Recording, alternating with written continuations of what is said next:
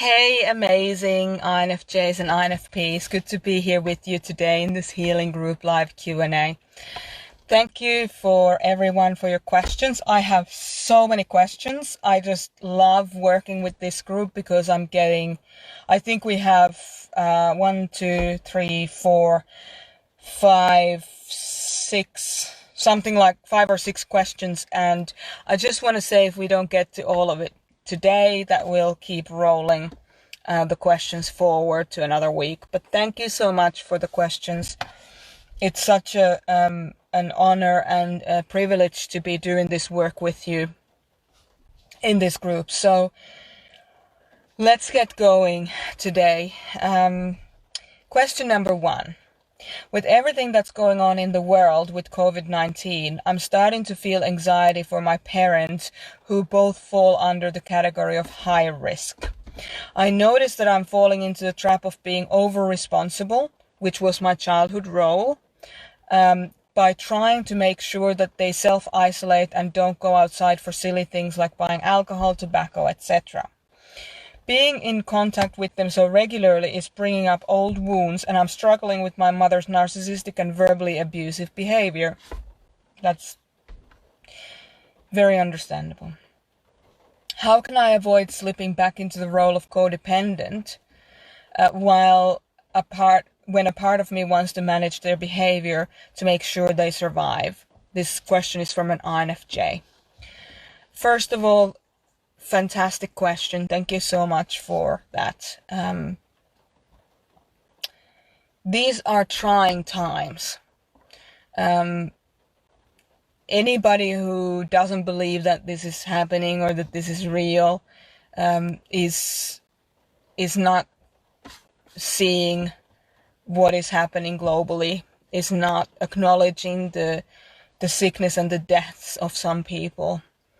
And this is a very sensitive topic because so many people have fallen ill and have lost their lives. So we need to be sensitive about this. So thank you for that question. There are people who are more high risk than others. So as you were saying in your question, older people, these are your parents, you're a grown-up, so these are, people probably in their 50s, 60s, 70s, or 80s, sometimes even in 90s, and we need to understand that with age comes compromise to a certain degree, unless you're doing regular cleanses and doing breathing exercises and taking really, really good care of yourself throughout your whole life. It's kind of the wear and tear of age and the oxidization of our cells that then starts to lead us down a road of less immunity. It's just a natural biological thing.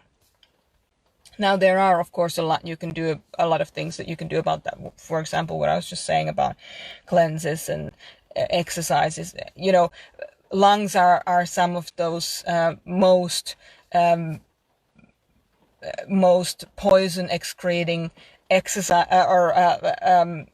organs that we even have. So, something like breathing exercises can make a big difference to how you get older. So, of course, other high-risk people are people with compromised immunity, people with respiratory issues, in this case with the COVID, because it's a respiratory problem.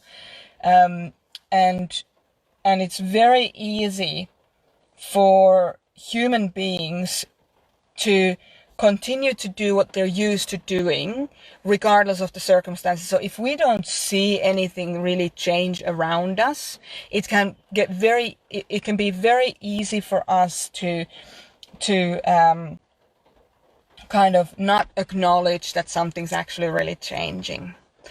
The other thing that I'd like to say about this before I actually answer your question is that a lot of older people feel like they know better because they've seen a lot.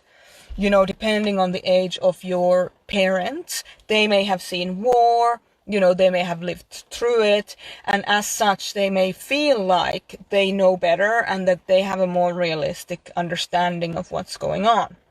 Now, they might be right and we might all be overreacting, but unfortunately the science does say that the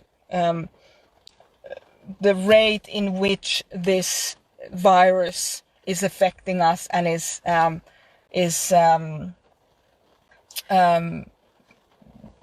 transmitting from person to person is so high that it's actually the transmission rate that we should be really worried about.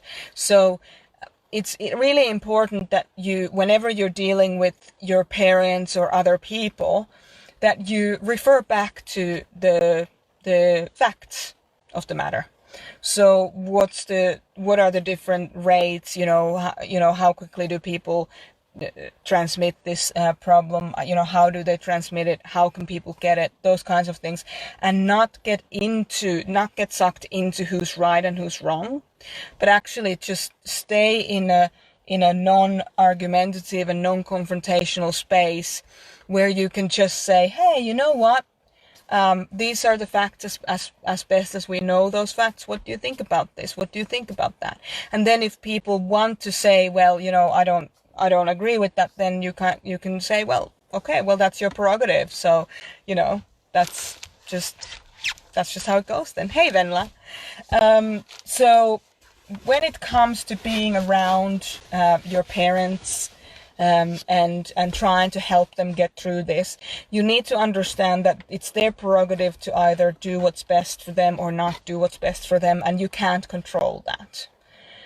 The same way you don't want your parents to control you, and I know this is a serious issue, but we can't control other people, and that's just a fact. So when we get to that stage of not wanting to control, then breaking the childhood pattern, the falling into the childlike role pattern becomes easier, because you realize now that these people are not just your parents, they're also individual beings.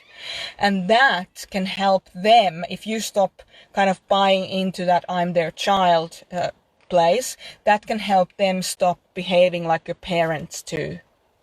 So there is a possibility that might break that pattern. Now, the things that you can do from your own end to, especially with the mother's narcissistic behavior, abusive behavior, some of the things that you can do with this is just understand that their behavior is probably exaggerated because of the circumstance. So they're probably having a hard time, which generally tends to exaggerate the behavior.